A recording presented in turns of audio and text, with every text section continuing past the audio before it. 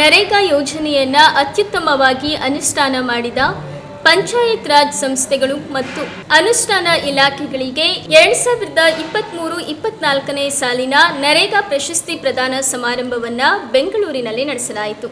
ಗ್ರಾಮೀಣಾಭಿವೃದ್ಧಿ ಮತ್ತು ಪಂಚಾಯತ್ ರಾಜ್ ಸಚಿವರಾದ ಪ್ರಿಯಾಂಕ್ ಖರ್ಗೆ ಅವರು ಪ್ರಶಸ್ತಿ ವಿತರಿಸಿ ಮಾತನಾಡಿದರು. ಭಾಗಿಯಾಗಿದ್ದಾರೆ ಅವರೆಲ್ಲ ಜನರಿಗೆ ನಾವು ಧನ್ಯವಾದ ಕೊಡಲಿಕ್ಕೆ ಇಷ್ಟಪಡ್ತೀವಿ. ಮತ್ತೆ ಒಂದು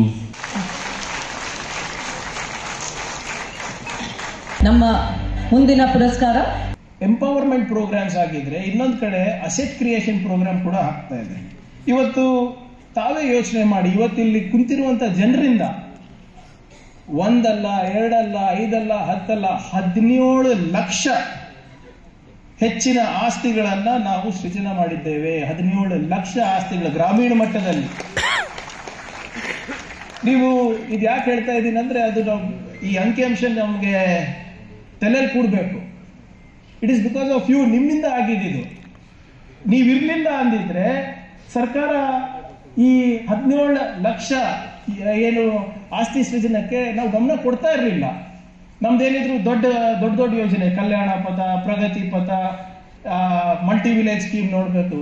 ಆದರೆ ಬೇರೆ ಮಟ್ಟದಲ್ಲಿ ನಾವು ಇನ್ಫ್ರಾಸ್ಟ್ರಕ್ಚರ್ ಡೆವಲಪ್ ಮಾಡಬೇಕು ಅಂದರೆ ಅದು ಆಗ್ಲಿಕ್ಕೆ ಸಾಧ್ಯ ಆಗೋದು ಯಾವಾಗ ನಮ್ಮ ಗ್ರಾಮ ಪಂಚಾಯತ್ ಅಧಿಕಾರಿಗಳು ಮತ್ತೆ ನಮ್ಮ ಸಿಇಒಗಳು ಸಕ್ರಿಯವಾಗಿ ಮಾಡಿದಾಗ ಮಾತ್ರ ಆಗುತ್ತೆ. ಇವತ್ತಿಂದ ತಾವು ಅಡ್ವರ್ಟೈಸ್ಮೆಂಟ್ ನೋಡಿದ್ದೀರಾ ಅಂತ ನಾನು ಭಾವಿಸ್ತಾ ಇದ್ದೀನಿ. ನೋಡಿದ್ದೀರಾ? ಪೇಪರ್ನಲ್ಲಿ ಅರ್ಧ ಪೇಜ್ ಬಂದಿದೆ ತಮ್ಮ ಬಗ್ಗೆ. ನೋಡಿದ್ದೀರಾ? ಇಲ್ಲ ನೋಡಿದ್ದೀರಲ್ಲ?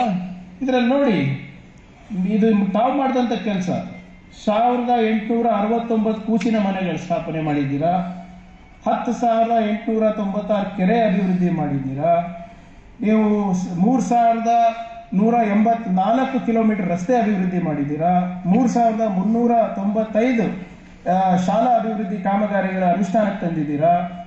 36,505 ಜಾನುವಾರು ಶೆಡ್ಗಳ ನಿರ್ಮಾಣ ಮಾಡಿದ್ದೀರಾ. 2,119 ಅಂಗನವಾಡಿಗಳನ್ನ ನಿರ್ಮಾಣ ಮಾಡಿದ್ದೀರಾ.